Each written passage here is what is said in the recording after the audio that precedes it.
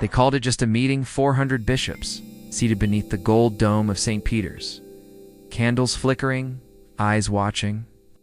But no one was ready for what Pope Leo XIV said next at first. It was quiet, a reaffirmation, a reflection on celibacy, tradition, discipline. But then, his voice trembled, not with doubt, but with divine urgency. He said the world demands change, but the bride of Christ must remain undefiled. And in that moment, time felt like it froze, because this wasn't just a declaration. It was a warning, a message, a line in the sand. The media had it wrong. The rumors, designed to deceive. They said celibacy was ending, that Pope Leo was caving to modern pressure, that the church was surrendering. But the truth was standing on the battlefield. And with one sentence, he declared war on compromise. The priesthood, he said, is not a career. It is a crucifixion. Then, the thunder began. A literal rumble shook the basilica, not from outside, but from beneath. Eyewitnesses later said it felt like the bones of the martyrs were stirring, because while the world chased comfort, Leo spoke of fire, holiness, sacrifice, celibacy as covenant, not constraint. And that's when a tear rolled down Cardinal Tagle's cheek. He knew. This was not politics, which prophetic. He remembered the prophecy, spoken in a private vision a year before. A pope shall rise, crowned not by man but by my wrath, and he shall speak fire to the bride. And now it was happening. But there's more. Right after the declaration, Leo walked into the sacristy alone. No guards, no aides. He stayed inside for 23 minutes. When he emerged, his face was pale, his hands trembling, but his voice stronger than ever. He looked at the press and said, "Tell the world, we do not bend, not now, not ever." And then he walked away. The media spun their headlines, twisted his words, declared him revolutionary. But those who were in that room, they heard something different. They heard heaven speak through a man who never wanted the crown. And now, Vatican insiders whisper of divisions deepening. Some cardinals furious, some in awe, some planning something. One source, anonymous high-ranking, said, "This declaration will either save the church or split it." Because what Pope Leo XIV just did wasn't just theological, it was apocalyptic. And here's what no one's saying. The reason Leo spoke now is because of what was found beneath the sacristy last week during restorations. A sealed scroll, written in Latin, dated 1235 A. Its message: when the shepherds forget sacrifice, the wolves come dressed in white. Leo read it, and he knew. This moment, this fight, is not about policies. It's about the soul of the church. So if you thought this was just another Vatican headline, again, the bride is being purified. The wolves are already inside. And Leo, he's not backing down. He's standing alone. On the steps of the temple, with thunder in his voice, fire in his eyes. Asterisk, and now. The fire has been lit, because what began as a reaffirmation came a revolt against darkness.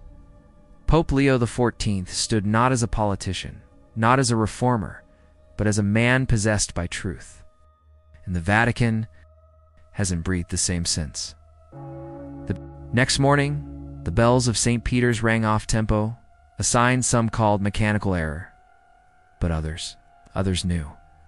Because deep within the Vatican archives, a sealed prophecy from the year 1586 labeled De Sanio Quinto was opened for the first time in centuries.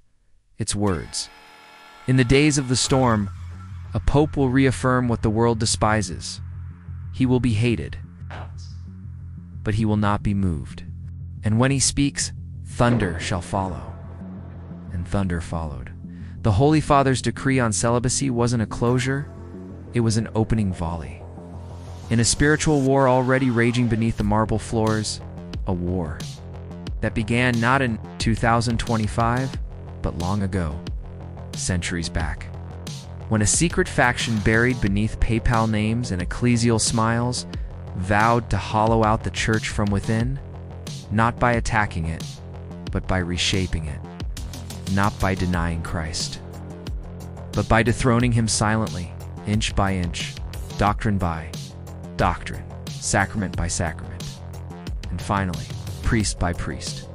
Their goal: to sever the priesthood from the cross, to turn vocation into career, mission into politics, and celibacy into myth. But Leo heard the trumpet. He saw what they planned. He read the dossiers, prayed in the cell once used by Pius V, and on the floor of that cell, he wept. Then he arose, and when he rose, heaven moved with him, because something else happened. Something the cameras didn't catch. Something only 5 people in the entire Vatican know.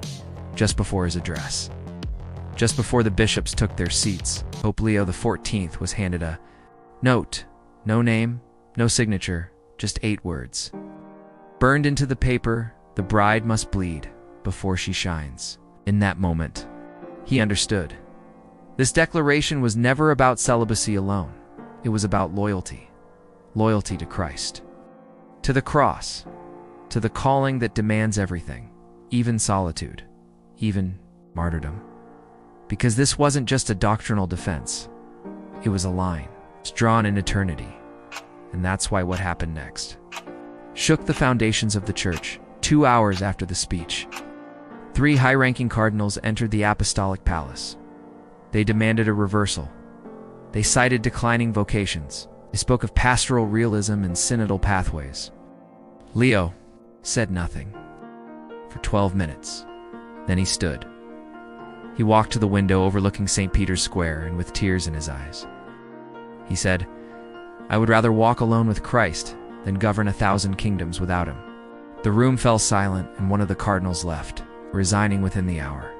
But the battle has just begun, because while the world sees this moment as another church drama, heaven sees it as a turning point in the final war. The bride of Christ is entering her garden of Get, and just like Christ, she too will be betrayed from within. Already, underground movements inside the Vatican are stirring, meetings in candlelit chapels, private communiques among rogue bishops, plans whispered in corridors untouched by sunlight. They are preparing, not for dialogue, but for division.